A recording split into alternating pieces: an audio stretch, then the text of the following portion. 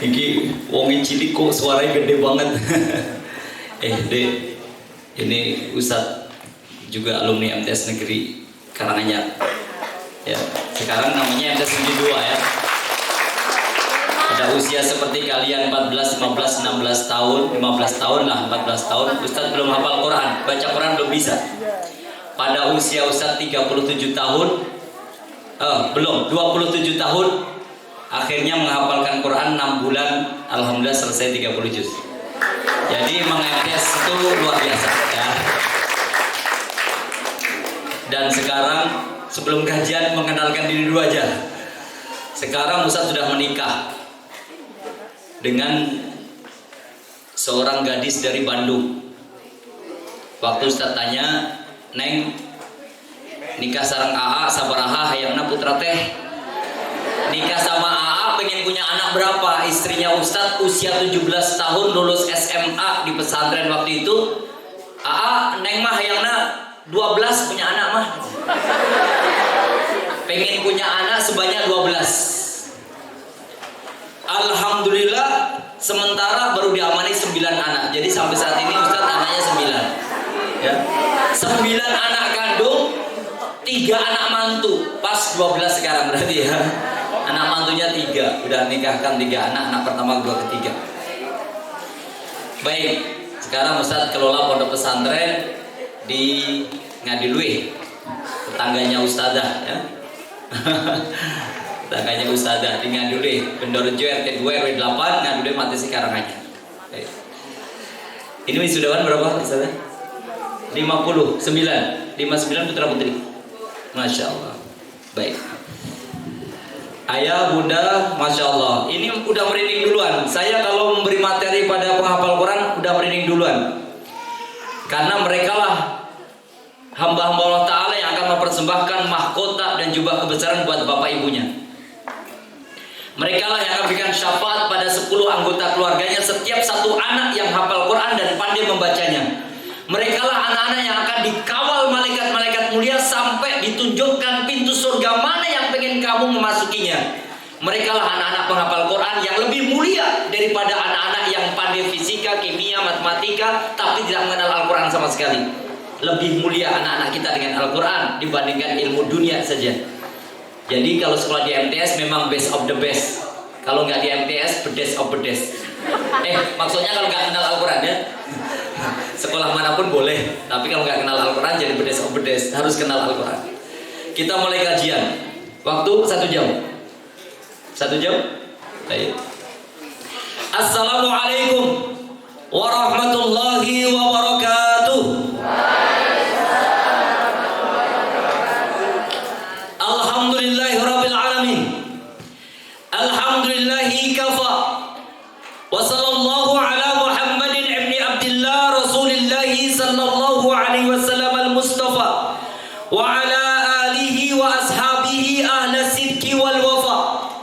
Ashhadu an la ilaha illallah wahdahu la syarika lah wa ashhadu anna Muhammadan abduhu wa rasuluhu alladzi la nabiyya wa la rasula ba'da.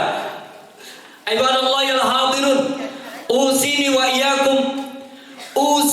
iyyakum bittaqwallah. Faqad fazal mu'minuna al-muttaqun. Faqala Allah azza wa jalla, a'udzu billahi minasy syaithanir rajim. Ya ayyuhalladzina amanu taqullaha wa kunu ma'as shadiqin.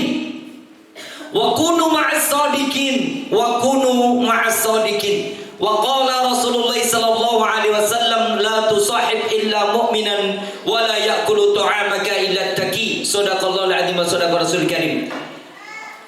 Bapak Kepala Madrasah MTS Negeri 5 Karanganyar Azamullah Hayatakum dan seluruh staf jajaran dari keluarga besar MTS Negeri 5 Karanganyar, para ayah, bunda, wali, santriwan, santriwati, penghafal Quran MTS Negeri 5 Karanganyar, adik-adik yang amat sangat membanggakan dunia.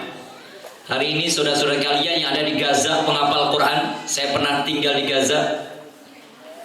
Waktu tinggal di Gaza mau wisuda 3.000 penghafal Quran usia 6 tahun sampai 12 tahun. Jumlahnya 3.000. Kalau ini 59, satu sekolahan, padahal MTS Negeri Karanganyar ada Berapa MTS di eranya? 6. Setiap sekolah 50 saja itu belum sama dengan anak Gaza usia 6 tahun sampai 12 tahun 3.000 sekali waktu di wisuda. Kami menyaksikan Masya Allah, anak-anak itu luar biasa dalam memegang teguh ayat-ayat Allah Ta'ala, menjadi barokah bumi Gaza, menjadikan seluruh keluarga besarnya diberkahi Allah, diridhoi Allah, diberi nikmat yang tiada habisnya. Di atas tanahnya tumbuh buah-buahan yang sangat subur, walaupun di padang pasir, di bawahnya ada kilang minyak dan gas bumi yang gak pernah habis. Maka mari kita bersyukur pada kesempatan wisuda tahfidz yang ketiga. Yang ketiga dari MTS Negeri 5 ini, kita bisa hadir ikut serta menyaksikan anak-anak yang sudah diwisuda, untuk bisa mereka tahu persis bagaimana membawa kedua orang tuanya, membawa ayah bundanya, dimasukkan, ditunjukkan, mama, papa, inilah jalan ke surga. Ayah, bunda, pilihlah pintu mana yang mama suka, pilihlah pintu mana yang papa suka. Karena hanya dengan ayat Al-Quran, anak-anak kita bisa menunjukkan jalan pulang untuk kedua orang tuanya, mempersembahkan mahkota, jubah kebesaran, sampai pintu surga yang kelak mudah-mudahan kita semuanya disatukan, dilayakkan Allah Ta'ala, tinggal di istana surga Allah Ta'ala, insyaAllah. Amin, Allahumma amin. Selebihnya tentunya hadirin wal hadirah, kita senantiasa senandungkan salam dan sholawat kepada Nabi kita, teladan kita, Nabi Muhammad sallallahu alaihi wasallam wa ala alihi wa ashabi wa man tabi'ahum bi ihsanin ila yaumil qiyamah. Pembahasan pada wisuda tahfidz yang ketiga di MTS Negeri 5 ini, saya mengangkat tema belajar keimanan dari anak Gaza. Karena iman mereka adalah Al-Quran. Sebagaimana Allah firmankan, catat baik-baik adik-adik dalam Quran surat Toha, urutan surat yang ke-20, ayat 124, 125, 126. Para bunda nanti silakan dicari ayatnya di rumah, dipelajari lagi dengan terjemahannya. Qala Allah berfirman, a'udzubillahi minasyaitonir rajim, wa man a'rada 'an dzikri fa inna lahu ma'isyatan dhanka wa nahsuruhu yaumal qiyamati a'ma. Qala rabbi lima hasartani a'ma wa qad kuntu basyira. Qala kadzalika idza atatka ayatuna fanasitaha wa kadzalika al-yauma tunsa. Quran surat Toha urutan surat 20 ayat 124 sampai 126. Apa kata Allah? Barang siapa yang berpaling dari Al-Quran, diamanai anak terlahir ke bumi ternyata tidak mengenal huruf Al-Quran, keluarga besarnya mengaku agama Islam, salah satu dari anak turunnya tidak bisa membaca Al-Quran. Waman a'rada 'an dzikri, siapapun orang hamba terlahir ke dunia, dia tidak mengenal huruf Al-Quran, fa inna lahu ma'isyatan dhanka, sungguh hidupnya akan mendapati kehidupan yang sempit, rizkinya sempit, timbul banyak penyakit, anak-anak diatur sulit, keluarga yang di rumahnya tidak dibacakan ayat Al-Quran, rizkinya sempit. Ustaz, tetangga saya non muslim, dia kafir, agamanya bukan Islam, kok kaya raya, rumahnya lantai 4, mobilnya banyak sekali. Itu kekayaan dunia yang akan hilang, tidak pernah membekas nanti di akhirat sana. Ma'isatan dhanka, kata Imam Ibnu Qayyim Jauziyah rahimahullah, rizkinya sempit. Berdagang, berbisnis, punya penghasilan, gak ada barokahnya, gak ada bahagianya, gak pernah menikmati kekayaan dunia, karena gak ada Al-Quran di dalamnya. Rumah tangganya gak ada ayat Al-Quran, anak-anaknya tidak pandai lisannya bersenandung ayat Al-Quran, hari-hari anaknya tidak mau bersanding dengan Al-Quran, orang tuanya sibuk mengejar kimia, les bimbel matematika, sibuk fisika, dan disibukkan ilmu dunia eksakta tanpa mengenalkan pada keturunannya generasi Al-Quran. Catat baik-baik adik-adik, rizkinya sempit. Ustadz terlahir dari seorang petani. Ini ustadzah tahu, simbok saya seorang pedagang godong jati garing di pasar Dadapan Ngadiluwe. Bapak saya imam masjid sekaligus petani yang memang hanya menggarap ladangnya saja, sawah dan ladangnya saja. Waktu kecil anak-anak sekalian, adik-adik sekalian, waktu ada pesawat terbang lewat di kampung, itu kita langsung lari keluar rumah. Itu kira-kira tahun 80-an. Saya kelas 2, kelas 3 SD.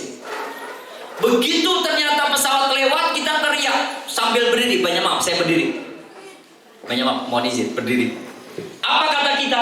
Waktu ada pesawat itu, motor mabur lewat, kita teriak, "Hei, motor mabur, aku jaluk duit," gitu ya.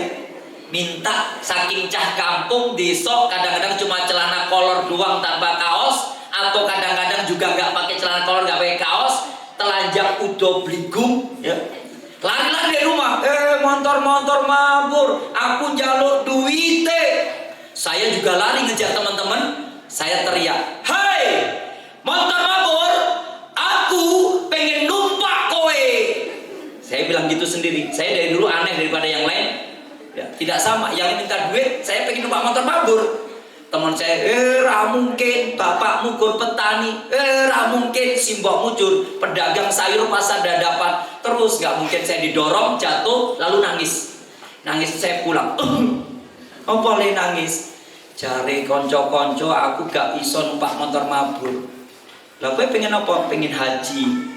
Aku pengen ke Mekah. Aku pengen tahu Ka'bah. Aku pengen tahu Masjid Nabawi. Aku pengen mengunjungi makamnya Kanjeng Nabi. Aku pengen ke Palestina. Aku pengen tahu Baitul Maqdis. Saya tulis ratusan. Sampai hari ini saya bicara sudah 73 banyak maaf, 73 yang Allah kabulkan. Saya bolak-balik ke Mekah, Madinah. Saya bolak-balik juga datang ke Baitul Maqdis, Palestina. Saya datang ke Suriah. Saya datang ke Turki. Saya kuliah di Al-Azhar Mesir, Kairo. Saya datang berbagai macam negara-negara, dan dari Sabang sampai Merauke karena lulusan MTS Negeri Karanganyar. Ya, dua orang tua itu akhirnya mengantarkan dari MI Muhammadiyah Cipuran masuk MTS Negeri Karanganyar, dan saya nggak akan sangka sampai akhirnya harus sampai ke negara-negara yang lain. Dari mana itu? Al-Quran. Kalau nggak punya Al-Quran, saya nggak mungkin sampai Turki. Kalau nggak punya Al-Quran, nggak mungkin sampai Suriah. Kalau nggak punya Al-Quran, nggak mungkin saya tinggal di Baitul Maqdis, di Gaza tepatnya tinggal kami. Kalau nggak karena Al-Quran, nggak mungkin saya kuliah di Al-Azhar, Kairo, Mesir. Semuanya karena Al-Quran.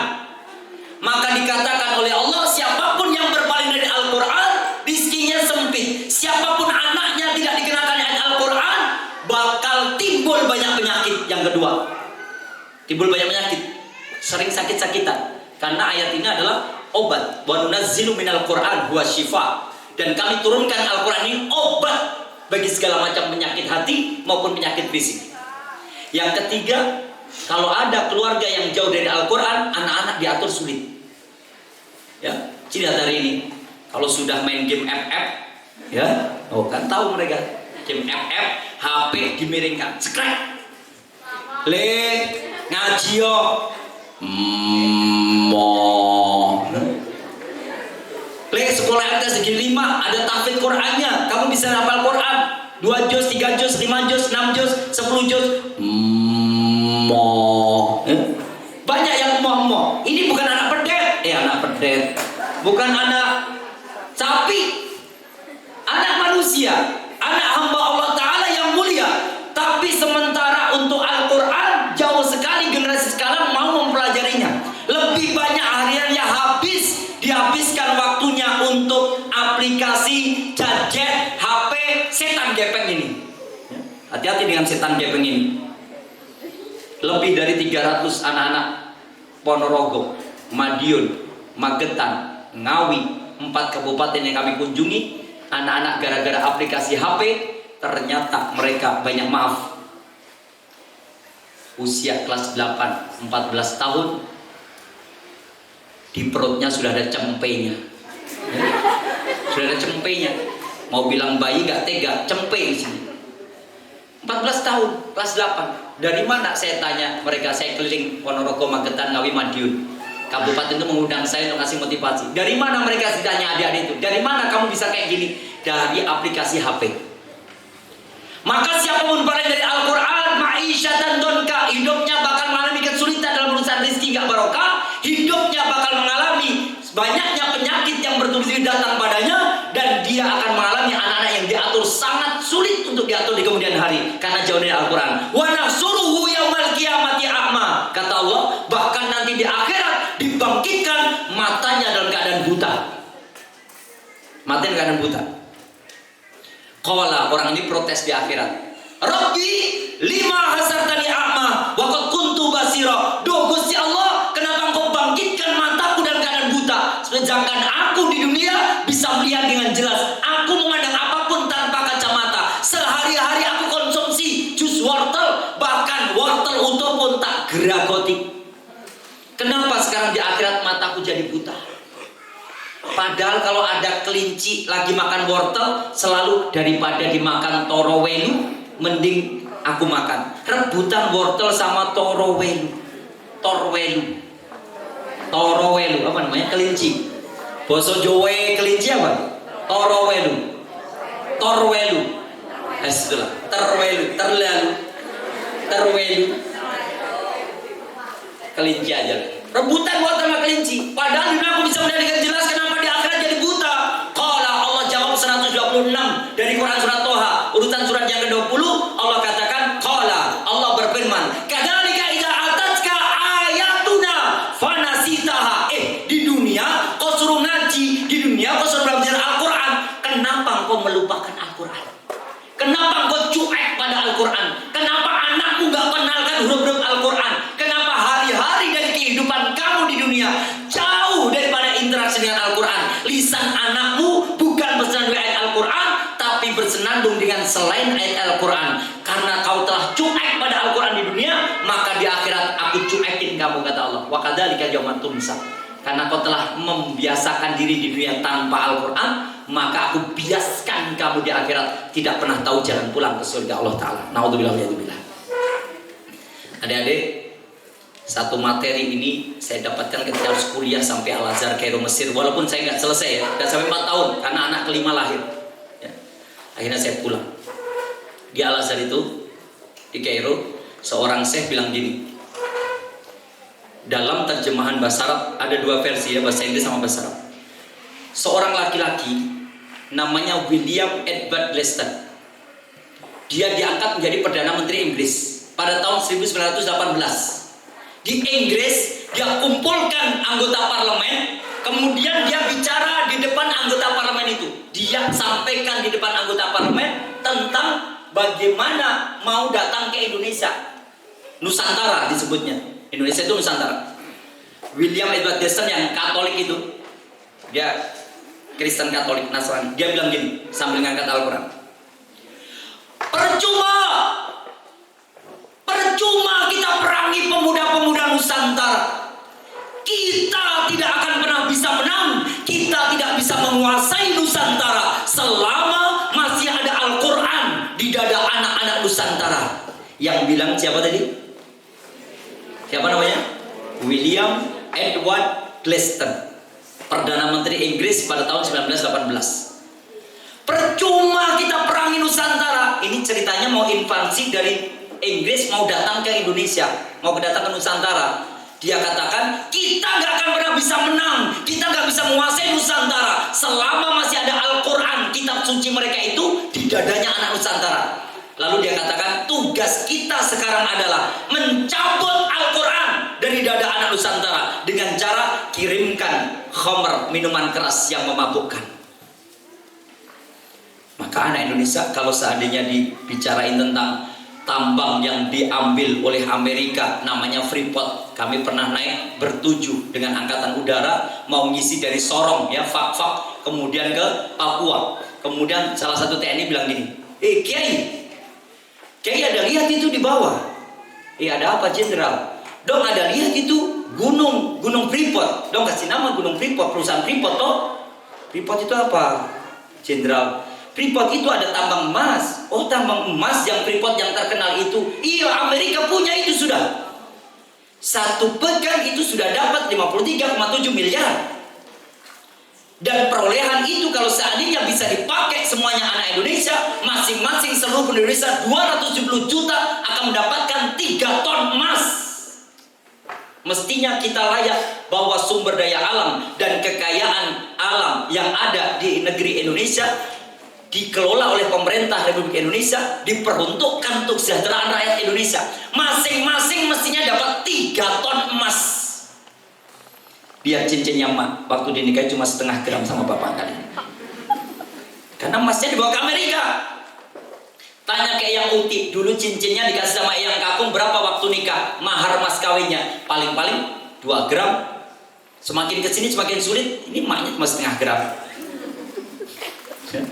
Padahal mestinya kalian layak mendapatkan setiap penduduk Indonesia 3 ton emas. Kemudian saya kejar teman yang kerja di Freeport, namanya Abah Iman, sekarang sudah purna, lebih dari 25 tahun menjadi pekerja di situ. Beliau menjadi pimpinan seorang karyawan. Beliau katakan, ya memang itu bukan hanya tambang emas, ada yang lebih mahal dari emas, yaitu uranium, bahan nuklir yang ada di bawahnya emas. Emas sekarang dikeruk setiap pekan 53,7 miliar dibawa ke Amerika, yang mestinya layak dikelola anak Indonesia. Maka ketika Indonesia dikasih minuman, diberi laporan, lapor anak Papua, selamatkan sumber daya alam, karena kamu punya Al-Quran, bahwa kamu punya keimanan, kamu yakin membela negaramu, kamu membela agamamu, ambil kekayaan itu. Sumber daya alam itu berupa emas, tambang emas. Apa kata anak Papua? Apa? Itu loh tambang emas dibawa ke Amerika. Ora, yang penting gue mabok. Mereka minum, otak mereka konslet. Mestinya minum asam folat, minumnya asam sulfat. Hancur weten. Kenapa? Banyakan minum. Ada tahu asam sulfat? Bahan aki, air aki itu asam sulfat. Kalau dimikir emak kan lagi hamil, biar bayinya baik, nanti segar, minumnya asam sulfat, hancur bayinya sampean. Asam folat atau asam sulfat, gak bener.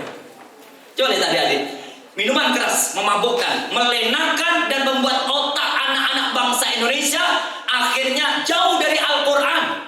Maka mereka katakan, cabut Al-Quran biar kita bisa kuasai Nusantara. Mesti anak Nusantara kalau kasih minuman keras, dia akan banyak minuman keras yang akhirnya memabukkan dia, dan sumber daya alam gak akan dikelola lagi. Kita bisa ambil sebanyak-banyaknya. Itu Inggris sudah begitu 1918. Yang kedua, kirimkan pada anak Nusantara musik-musik yang melenakan.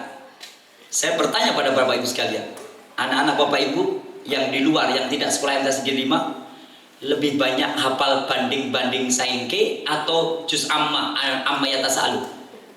Bertanyalah pada sekolah SMP negeri yang tidak ada pelajaran agama menghafal Al-Quran. Bertanyalah pada saudara kita yang di SMA negeri. Bertanyalah pada yang kuliah di fakultas umum yang tidak ada pelajaran agamanya, jauh dari Al-Quran. Tanyakan pada mereka, anak Indonesia lebih banyak hafal banding-banding ke, saing-saing ke, atau amma yatasaalun? Mana yang lebih hafal? Banding-banding ke, saing-saing ke. Mana yang lebih banyak hafal anak Indonesia rungkat amjar ente-entean dengan dibandingkan Quran surat Al-Baqarah ayat pertama sampai terakhir? Lebih banyak yang hafal rungkat amjar ente-entean. Maka dibuatlah kelompok musik yang jumlahnya banyak, artis penyanyi yang banyak. Inilah alun-alun Karanganyar bersama Lesti Kejora. Wah, semuanya datang.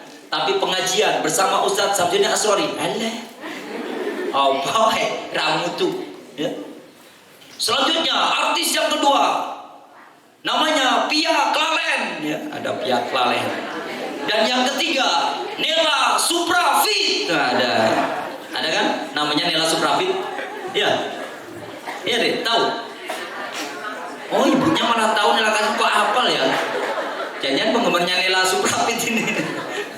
Ya, baik. Musik yang kedua. Dan anak Indonesia akhirnya yang dulu hafal Al-Quran, mau yang kita belajar Al-Quran, hari-harinya berinteraksi dengan Al-Quran, lisan mereka bahasa dengan ayat Al-Quran, berubah akhirnya yang dihafalkan syair lagu cinta.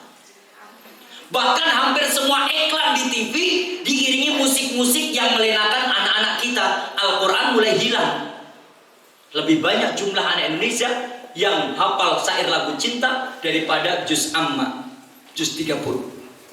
2. 3. Kirimkan anak Nusantara cinta materialistis dunia. Saya terjemahkan sekarang ini, cinta gadget yang melenakan. Dulu sebelum congornak, kopat kopit, anak kita nggak kenal HP. Saya punya anak kalau belum lulus SMA, belum 17 tahun tidak akan dikenakan HP. suruh nabung, nanti beli HP sendiri ketika kuliah. Jangan pernah pegang HP. Kalau nggak bisa memanfaatkan, rusak karena aplikasi diisi oleh orang Israel, orang Yahudi dengan aplikasi yang sangat jahat dan merusak otak anak bangsa. Proxy war, tren perang masa kini untuk meluluhlantahkan satu negeri, bukan di roket, bukan di rudal, bukan di bom, bukan di nuklir, tapi cukup dikirimkan gadget HP, cinta HP gadget, sehingga mereka menjadi generasi merunduk yang hari-harinya lebih banyak menatap HP gadgetnya daripada menatap wajah bapak ibunya. Percaya atau percaya? Lebih banyak mana? Melihat HP atau melihat bapak ibunya? Bapak ibunya jarang dipandang. Wajah ayahnya sudah mulai keriput, rambutnya mulai memutih, tulangnya mulai rapuh, giginya mulai rontok. Gak pernah dipandang oleh anaknya. Tapi gadget HP setan gepeng ini dipandangi siapa tuh? Tahu-tahu di pinggir jalan Cemoro Sewu dipasang HP. Saya penting ngapain dek? Pakai seragamnya pramuka lagi. Seragamnya pramuka. Ngapain dek? Dia nggak fokus, masih tetap nggak fokus pada pertanyaan saya. Dia masih tetap joget-joget. Akhirnya tuh dek, ngapain? Pak, tiktokan pak. Kok tiktokan pak di sini tempat sepi kayak gini? Gini kan nggak ada sinyal pak. Ngerekamnya nanti nggak terganggu. Nanti kalau udah dapat sinyal baru saya share. Sekolah di mana? Dia nyebutin sekolahnya di Surakarta. SMP sekian Surakarta. Ya Allah, saya juga anak pramuka dek. Tahun 1991 saya mewakili MTS Negeri Karanganyar untuk berangkat ke Jambore Nasional Cibubur Jakarta. Saya salah satu dari 30 anak SMP sekabupaten yang laki-laki dan 30 perempuan. Saya di antara itu dan saya wakil pimpinan Regu Raja Wali. Saya sampai Cibubur Jakarta. Saya bilang gitu, oh bapak orang pramuka, tapi nggak tiktokan kayak gitu-gitu. Saya anak pramuka, siap, dasar dan bawa pramuka. Pramuka itu satu, takwa pada Tuhan Yang Maha Esa. Dua, cinta alam dan kasih sayang sama manusia. Tiga, patriot yang sopan dan kesatria. Empat, patuh dan suka bermusyawarah. Lima, rela menolong dan tabah. Enam, rajin, terampil dan gembira. Tujuh, hebat, cermat dan bersahaja. Delapan, disiplin, berani dan setia. Sembilan, bertanggung jawab dan dapat dipercaya. 10, suci dalam pikiran, perkataan dan perbuatan. Anak pramuka asli Tulen. Gak hafal, jangan-jangan ada. Gak apa-apa, yang penting hafal Al-Quran. Gak apa-apa ngapal dasar dharma. Saya hafal dasar dharma dulu baru hafal Al-Quran. Saya hafal udah dapat 5 baru hafal Al-Quran. Baik. Ini keimanan anak Gaza itu ternyata mereka tidak seperti tadi. Mereka nggak pernah megang HP. 6 tahun masuk masjid ngapalin Quran, 3 bulan 30 juz, sebulan 10 juz. Usianya 6 tahun. Usia 7 tahun mereka sudah khatam 30 juz dihafalkan sekali duduk. Setelah itu mereka ngejar sanad. Setelah 8 tahun mereka murojaah berulang-ulang. Setelah itu menyelesaikan tafsir Ibnu Katsir 3 jilid bahasa Arab. Setelah itu naik lagi 12 tahun mereka di wisuda sudah menyelesaikan 1000 hadis 30 juz bersanad, dan itu kutubut tis'ah itu dia hafalkan lancar. Itu anak-anak Gaza. Mereka tanpa HP. Anak-anak kita ini diserang waktu Covid itu. Lagi apa deh? Online.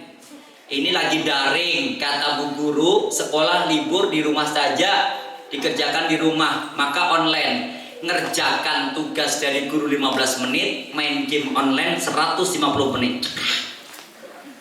Kok udah main game nak? Sudah mak, tugasnya udah selesai. Loh, kok udah selesai? Kan cuma 15 menit. Yang penting kan main gamenya.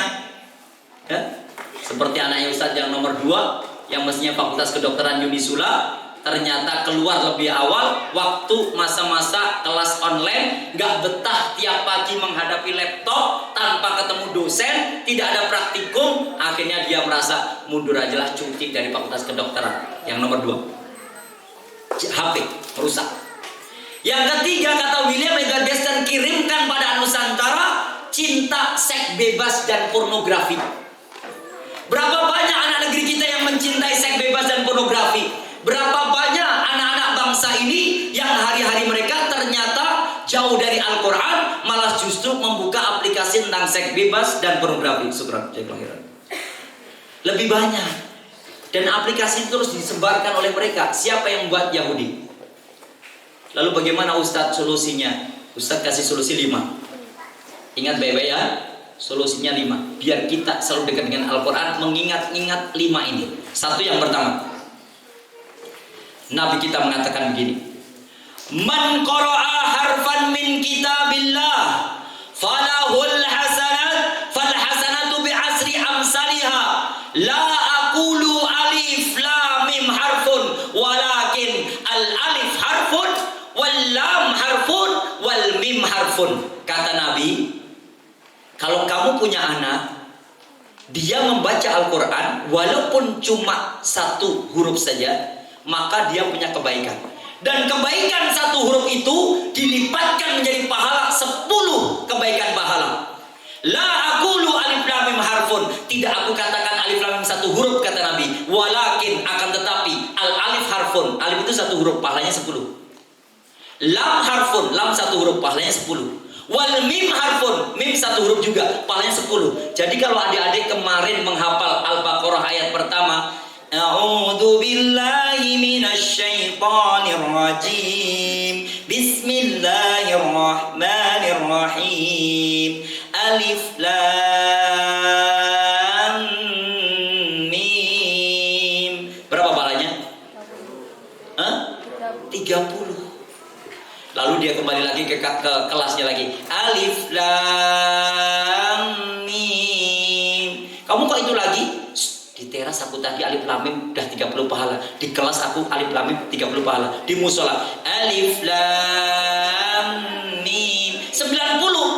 Padahal dosa kita sehari nggak nyampe 90. Terhapuslah dosa yang tidak nyampe 90 dengan membaca alif lam mim 3 kali, maka 90 pahala kebaikan. 30 di teras kelas, 30 di dalam kelas, 30 di musola, 90 pahala kebaikan. Jadi kalau adik-adik di rumah ngajarkan pada adiknya, ngajarkan kakaknya, Kak, satu huruf paling 10 loh Kak. Kalau kakak bisa baca Al-Fatihah ayat pertama bunyinya Bismillahirrahmanirrahim. Coba Kak, dilihat sama kakaknya. Bismillahirrahmanirrahim. Bismillahirrahmanirrahim. Bismillahirrahmanirrahim. Bismillahirrahmanirrahim. Kak, kok diulang terus? Katanya satu huruf paling 10. Ini kan kakak ngulang-ngulang baru bisa bismillah. Bismillahirrahmanirrahim. Berapa huruf? 19 huruf. Total pahalanya berapa? 190 pahala kebaikan. Baru bismillah. Emak-emak mau goreng di rumah, disuruh sama Pak Ustadz cari Kanjeng Nabi satu huruf pahalanya 10.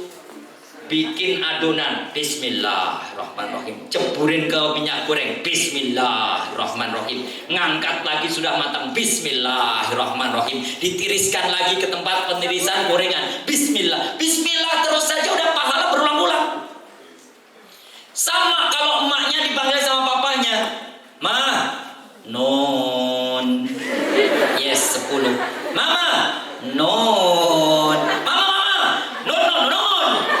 Banyak kali nonnya, satu huruf aja udah paling 10. Pura-pura budak dikit ya. Mama, non. Mama, non.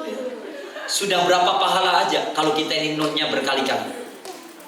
Eyang kakak belum bisa baca Quran Ustaz. Eyang Uti sudah nggak jelas penglihatannya Pak Ustaz. Difotokopi huruf hijaiyah dari alif sampai lam, alif hamzah ya sampai ya, kemudian dilaminating, pasang di dinding rumah gede-gede. Eyangnya suruh baca ba, ta, setiap huruf 10 pahala kebaikan. Di luar bulan Ramadan, di bulan Ramadan satu huruf 100 hingga 700 pahala kebaikan. Kalau Ramadan anak-anaknya Ustaz yang usia kelas 5 SD namanya Uda, itu selama Ramadan kemarin 30 hari hatamnya 15 kali.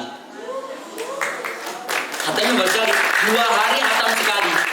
Hari pertama baca 15 juz, hari kedua baca 15 juz, 2 hari hatam sekali. Semua anak-anak digitukan di rumah. Kadang-kadang bapaknya yang belepotan. Kenapa? Ngisi kajian dari awal Ramadan sampai akhir Ramadan, ngejar anak-anak, paling-paling kita bisa 10 kali, paling-paling bisa 12 kali, anak-anak bisa 15 kali. Imam Syafi'i rahimahullah selama 30 hari Ramadan hatam sebanyak 60 kali. Dalam waktu 1 hari hatam 2 kali. 12 jam Imam Syafi'i hatam sekali, 12 jam lagi hatam sekali. 24 jam Imam Syafi'i hatamnya 2 kali. Berapa jumlah total huruf Al-Quran? Halo, santriwati, santriwan, Berapa jumlah total huruf Al-Quran? Yang satu hurufnya paling 10, yang di bulan Ramadan paling 100 hingga 700. Berapa semua jumlah huruf dalam Al-Quran? Imam Syafi'i rahimahullah menyebutkan jumlah total huruf dalam Al-Quran, kata Imam Syafi'i rahimahullah, 1.027.000 huruf. Berapa?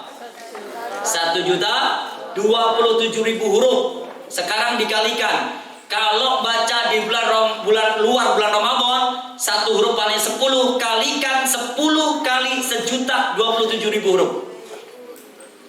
Padahal Ramadan satu huruf 100 hingga 700, menutup semua kekurangan kita, menutup aib dan dosa kita, menutup kesalahan dan kemaksiatan kita, mengurangi segala bentuk kekurangan kita itu dengan membaca Al-Quran. Karena per huruf paling 10. Maka dikatakan Nabi, wa akbaru dzikri tilawatul Quran. Dzikir yang paling besar, doa yang paling dekat dengan Allah itu membaca Al-Quran. Dosanya terampuni. Dosa dia nggak cuma dosa dia, dosa bapak ibunya, baik yang masih ada maupun yang sudah meninggal dunia. Maka kirimkan ayat Al-Quran. Kenapa kalau orang tuanya meninggal banyak baca Yasin, banyak ngaji? Karena agar terkirimi doa yang terbaik dari bacaan Al-Quran anaknya. Di makam orang tuanya semakin terang benderang, di makam orang tuanya semakin aroma wangi semerbak, di makam orang tuanya semakin luas melebar, di makam orang tuanya alas tidur yang alas tanahnya kering kerontang menjadi alas tidur yang empuk. Dari mana itu? Bacaan ayat Al-Quran dari anak-anaknya. Enak kita punya anak penghafal Quran. Oke, satu huruf. Tadi saya sebutin 5 ya. Yang kedua, sudah 10:30. Yang kedua, Nabi menyebutkan, man qara'a Quran wa hafidhahu. Kalau anakmu pandai baca Quran dan bisa menghafalkannya, ada khalaqallahul jannata, dijamin anakmu masuk surga. Wa syafa'ahu fi asri min ahli baitihi. Setiap satu anak bakal berikan syafaat pada 10 anggota keluarganya. Siapa yang orang tuanya punya putra 9? Gak ada, paling loro. Ya, salah, bilang lagi, mak, jangan cuma 2. Ya. Ibu, ayah, ada yang putranya lebih dari 9? 7? Geleng kabeh. 5? Geleng. Loro yo. Cocok bersiji. Coba, apa kata Nabi? Nabi menyebutkan, kalau anakmu pandai baca Quran, bahkan bisa menghafalkannya, walaupun belum tuntas 30 juz hafalannya, tapi dia berusaha ngapal 1 juz, 2 juz. Apa kata Nabi? Dia akan dijamin masuk surga. Pasti dah masuk surga. Wasyafa'ahu fi asri min ahli baitihi. Bahkan setiap satu anak itu bisa memberikan syafaat kepada 10 anggota keluarganya. Itu yang diinginkan istri saya waktu saya tanya, kenapa Neng pengennya punya 12 anak? Karena pengen membawa 120 dari keluarganya biar masuk surga. Per anak syafaat 10. Sekarang baru 9. Ini anak mantu 3. Sekarang lagi pada hamil. Ya kalau anaknya satu-satu, kalau kembar jadi langsung 6 cucunya. Punya cucu 6. Ki gitu ya. Tinggal lempari marang jagung, kur. Kalau enggak makaroni ya.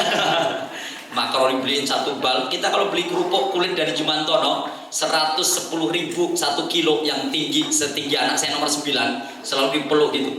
Sampai rumah, abang, teteh, kakak, udah, mas, daeng, caca, ayo semuanya kumpul. Ini ada kerupuk dari Abi. Langsung ditaruh situ, kriuk. Habis. Baru kerupuk kulit Jumantono. Apalagi kalau marneng, rame. Satu anak memberikan syafaat pada 10 anggota keluarganya. Berapa jumlah anak dari orang tua kita ini, segitulah keluarganya akan dibawa ke surga Allah Ta'ala atas syafaat satu anak yang pandai baca Quran dan bisa menghafalkannya. Kulluhum qad istaujaban nar, kata Nabi. Sekalipun 10 itu sebenarnya terperosok ke neraka, bisa diangkat oleh satu anak yang pandai baca Quran dan bisa menghafalkannya. Apakah itu bapak ibunya? Bukan. Bapak ibunya khusus mahkota dan jubah kebesaran yang harganya lebih mahal daripada dunia dan seisinya. Khusus. Jadi para bunda, para ayah khusus, bukan masuk yang 10 syafaat, tapi khusus yang pakai mahkota dan jubah kebesaran. Dijamin di atas surga. 2. Tadi 1 ayat, 1 huruf, berapa pahalanya? 10. Yang kedua, 1 anak, berapa syafaat akan diberikan? 10 anggota keluarga. 1 ayat, 1 huruf, itu 1 huruf adalah 10 pahala kebaikan. 1 anak, 10 anggota keluarga, bukan bapak ibunya, beda, bapak ibunya spesial, mahkota dan jubah kebesaran, pasti surga. Lalu yang ketiga, apa kata Nabi? Yang ketiga, Nabi menyebutkan gini, al-mahiru bil Quran ma'as safaratil kiramil bararah walladzina yaqra'una al-Quran wa huwa yatata'ta falahu ajran. Satu lagi, ini yang ketiga ya. Materi Ustaz yang pertama, solusi kalian menghafal Quran bakal satu huruf 10 paling banyak di luar bulan Ramadan, 100 hingga 700 di bulan Ramadan nanti bacaannya. Satu anak pandai baca Quran bisa menghafalkannya akan dimasukkan surga, membawa syafaat pada 10 anggota keluarganya. Yang ketiga, kata Nabi, al-mahiru bil Quran ma'as safaratil kiramil bararah walladzina yaqra'una al-Quran wa huwa yatata'ta falahu ajran. Apa artinya Ustaz? Maksudnya kata Nabi begini, kalau kamu anaknya pandai baca Quran, suaranya bagus, Bismillahirrahmanirrahim. Ustaz, masuk ngimami begitu? Ya udah. Allahu Akbar.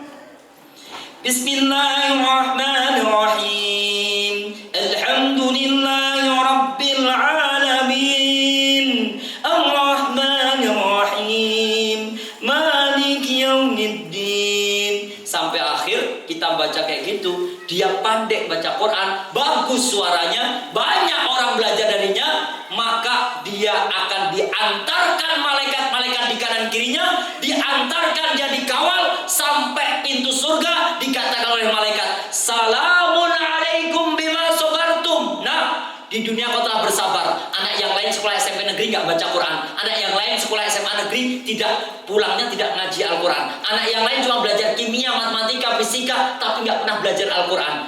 Salamun alaikum bima sabartum. Kau di dunia telah bersabar.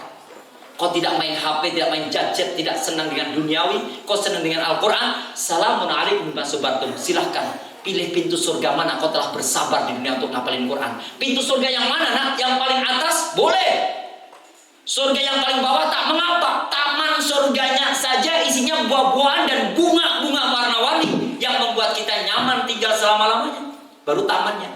Ini pintu surga, silahkan pilih. Fani ma'ubadah, kata Allah.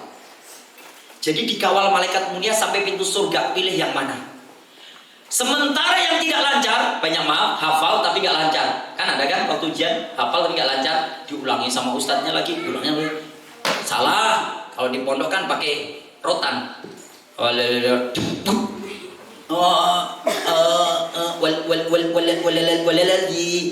Waladina na'amanu wa ngamilus. Berulang-ulang gak hafal-hafal. Apa kata Nabi? Kalau dia ternyata tidak lancar, bacaannya kurang bagus, dia yatatakta, dia yang membaca terbata-bata, korotal koratul, bekelak bekelu, endak endu. Bacanya nggak lancar apa? Bekelak bekelu. Belkelak belkelu. Bekelak bekelu. Apalah pokoknya nggak lancar ya, tak terbata-bata. Terbata-bata bacanya, tidak lancar, bekelak bekelu, kurotal kuratul, apalagi bacanya nggak lancar. Kata Nabi, falahu ajron. Justru dia mendapatkan 2 pahala kebaikan dibandingkan dengan yang lancar. Loh kok bisa kok Ustaz, yang lancar cuma 10 satu hurufnya, kok dia malah 20? Karena dia berusaha terus untuk membaca berulang-ulang sampai dia akhirnya bisa lancar. Tanda bahwa dia bersungguh-sungguh, khairukum man ta'allamal Qur'an wa 'allamahu. Sebaik-baik manusia di antara kalian adalah dia yang belajar Al-Qur'an lalu mengamalkannya. Belajar lagi, dipraktekin lagi. Belajar lagi, dipraktekin lagi. Falahu ajroni. Yang tidak lancar jangan berkecil hati. Pahalanya 2 kali lipat dari yang paling lancar. Ya. Ini yang terjadi. 3. Sekarang yang keempat. Yang keempat, apa kata Nabi? Inna lillahi ahlina minan nas. Para sahabat bengong. Masa manusia bisa jadi keluarganya Allah? Inna lillahi ahlina minan nas. Sungguh Allah nanti di dalam istana surganya, di dalam arsy singgasananya akan punya keluarga dari golongan manusia. para sahabat. Allah punya keluarga manusia. Yang saya hafalkan dulu, qul huwallahu ahad, katakan Allah itu cuma satu, gak punya keluarga. Allahus samad, Allah tempat menggantungkan seluruh persoalan hidup. Lam yalid wa lam yulad, katanya Allah tidak beranak dan tidak diberanakkan. Kok tiba-tiba Nabi mengatakan innalillahi ahlina minan nas, Allah punya keluarga dari manusia. Manhum ya Rasulullah, siapa mereka Rasulullah? Kok ada manusia jadi keluarganya Allah? Apakah mereka para nabi? Bukan. Apakah mereka para wali? Bukan. Apakah mereka para ustadz dan ustadzah? Bukan. Apakah mereka para rasul? Bukan. Manhum ya Rasulullah, kok bisa manusia jadi keluarganya Allah? Para sahabat heran. Manhum ya Rasulullah, siapa mereka? Jangan bikin kami penasaran. Qala, Nabi menjawab, Ahlul Quran, Ahlullah, orang-orang yang di dunia setia dengan Al-Quran, orang-orang yang di dunia mengajarkan anaknya Al-Quran, orang-orang emak-emak yang kalau sore ngantarkan anaknya naik motor Vario untuk ke sekolah Al-Quran, pagi harinya nyekolahkan ke MTS Negeri 5 untuk ngaji Al-Quran. Ahlullah, dialah yang akan menjadi keluarganya Allah, yang layak tinggal di istana surga insya Allah. Masya Allah. Ustadz, putranya Ustadz, yang mau pertama apa? Dulu mestinya di Turki, kuliah di Turki. Masa corona harus kembali ke negeri Indonesia karena corona hampir semua mahasiswa deportasi dari luar negeri. Anak kedua gimana? Di Fakultas Kedokteran Unisula Semarang. Anak ketiga bagaimana? Anak ketiga bidan perempuan, sudah selesai, sudah nikah. Ya. Apakah mereka hanya belajar Al-Quran? Enggak. Justru dengan 30 juz yang dipunyai, anak nomor 3 lulus SMP, punya ijazah dari Darul Arqam, lalu setelah itu ternyata punya 30 juz, tidak melewati SMA, masuk ke bidanan di Sukoharjo lewat jalur tahfidzul Quran. Jadi lulus SMP langsung ke bidanan. Temen-temennya usia 17-18 tahun, dia baru usia 15 tahun. Temen-temennya sudah usia 20 tahun, dia baru usia 16 tahun. 15 tahun, 16 tahun. Sekarang udah bidan. Dari mana? Karena punya 30 juz. Maka disebut keluarganya Allah itu bukan hanya yang belajar ilmu fisika, kimia, yang Al-Quran, lalu kimia, fisika, yang Al-Quran, lalu matematika, bahasa Indonesia, yang Al-Quran, lalu belajar sastra dan belajar IPS dan pelajaran umum lainnya, yang Al-Quran, lalu belajar menjadi insinyur, yang Al-Quran, lalu belajar menjadi bidan, yang Al-Quran, lalu belajar menjadi dokter, yang Al-Quran, belajar ilmu teknologi, yang Al-Quran, wajib Al-Quran dulu baru yang lainnya. Ini yang dipelajari oleh anak-anak Gaza. Jadi di Gaza itu banyak insinyur, banyak dokter, semuanya mereka belajar di Universitas Islam Gaza. Dan kami masuk di dalam Universitas Isru, termasuk di antaranya akan didatangkan nanti tanggal 14 Januari Muhammad Hussein Gaza yang sudah 12 tahun lebih tinggal di Gaza, menikah sama akhwat Gaza yang punya putra 2, ya, Habib sama Muslim, nanti akan dibawa insya Allah ke alun-alun Karanganyar di hari Ahad tanggal 14 Januari 2024. Seluruh kajian ahad pagi Kabupaten Karanganyar sebanyak 34 titik. Diperkirakan peserta jamaah yang hadir 10.000 lebih, ya, karena semua totalnya 17.000. Ini kenapa? Karena dia ternyata di dunia menghafal Quran, menjadi keluarga Allah, layak di istana surga. Wa khassatuhu, mereka manusia-manusia best of the best, bukan anak-anak bedes of bedes. Ya, penghafal Quran itu manusia best of the best. Khosoh, kata Nabi, mereka manusia spesial, mereka manusia istimewa, mereka manusia mumtaz, mereka manusia yang ternyata 30 juz telah dihafalkan ayat Allah Ta'ala, menjadi penguat tulang-tulang mereka, mempertahankan agamanya, mempertahankan kedaulatan bangsanya, mempertahankan negerinya Indonesia dengan sepenuh kecintaannya. 4. Yang terakhir, Ustaz kisahkan dari kisah Imam Hasan Al-Basri rahimahullah. Masih ingat tadi yang pertama apa? 1 huruf, pahalanya 10. Di luar bulan Ramadan. Kalau Ramadan pahalanya berapa? 100 hingga 700. Yang kedua apa tadi? 1 anak memberikan syafaat 10 anggota keluarganya. Yang ketiga, anak-anak yang pada baca Quran dikawal malaikat sampai pintu surga. Silahkan pilih. Yang tidak lancar bagaimana tadi? Memiliki 2 pahala, 2 kali lipat dari yang lancar. Yang keempat apa? Penghafal Quran menjadi keluarganya Allah, tinggal di istana surga. Ya, wa khassatu, dan manusia pilihan dikhususkan langsung naik ke istana surga karena hafalannya yang sudah diupayakan di dunia. Yang terakhir, kisah Imam Hasan Al-Basri. Suatu ketika Imam Ghazali itu mengisahkan gini. Kelak nanti, saya terjemahkan bahasa Indonesia, akan ada anak-anak yang berdiri DPP di pintu surga. Tahu DPP? Depipis. Depipis. Ngompol. Ini pintu surga, gini aja lah. Lah ini pintu surga nih. Dia DPP gini. DPP apa sini? Apa deh?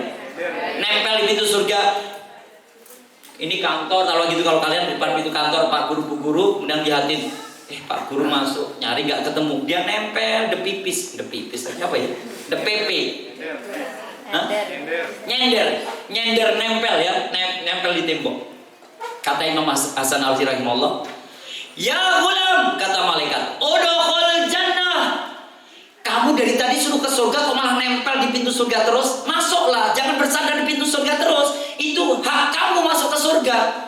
Kamu di dunia kan penghafal Quran, kamu pandai membacanya, kamu layak masuk pintu surga. Silakan nak, masuklah ke dalam surga. Anak ini bilang gini, Wallah ya Rabbillah, Wallah ya Rabbillah, Wallahi ya Rabbillah. Malaikat kaget. 5 deh ya gulam, kenapa nak? Orang lain itu berbondong ke surga loh. Waktu hidup selalu niatnya cita-citanya ya Allah masukkanlah ke surga hingga kelas saya di neraka. Kamu sudah di pintu surga malah nggak mau masuk, malah bersumpah demi Allah tidak, saya tidak mau masuk ke dalamnya. Demi Allah tidak, saya tidak mau masuk ke dalam surga. Demi Allah tidak, saya nggak ingin ke dalam surga. Kaget malaikat. 5 dia ulang, kenapa nak? Qala, anak kecil jawab, aina ummi. Aina ummi, ya malaikat Allah, wahai malaikat Allah, ibuku di mana? Orang lain itu bawa anak, istrinya, cucunya, keponakannya berbondong ke surga.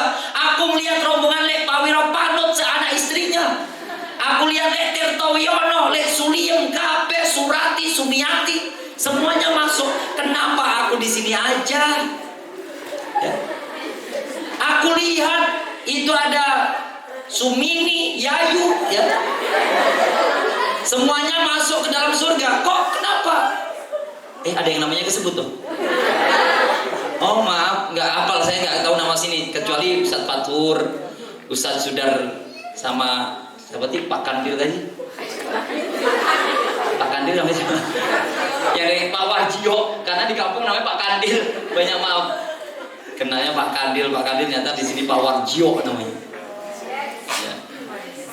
Coba anak-anak sekalian, ternyata anak ini penasaran. Aina ummi, mana ibu? Kamu nggak tahu ya malaikat, waktu aku masih usia kanak-kanak mau berangkat TPA, mesti ibuku bersusah payah nyetir motornya, diongkleng berkali-kali, diongkleng motor berkali, Supra badai motornya, sekali kejot ambrol. Kenapa umiku nggak ada di sini? Dia bersusah payah mengenalkan huruf-huruf Al-Quran ke TPA di kampung kami. Setelah lepas dari MI, lepas SD, saya masukkan MI segi 5. Saya diwajibkan ngapal Quran sama Umi. Umiku memberi motivasi support penuh padaku. Kok nggak ada dia di sini? Masya Allah, mulia sekali kamu nak. Pegang mahkota ini dan pegang jubah ini. Aku akan panggil nama ibumu. Siapa nama ibumu nak? Sumiati. Dipanggil akhirnya, Ibu Sumiati, yang kejebur di sana. Ada nama Sumiati? Oh maaf,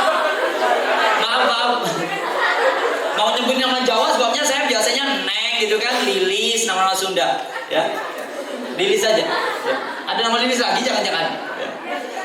Dipanggil, Ibu Lilis. Dipanggil akhirnya Ibu Lilis itu. Saya Lilis, ada apa ya malaikat Allah? Munggah, anakmu menunggu di pintu surga. Sampai di atas, Masya Allah nak, kamu benar anakku.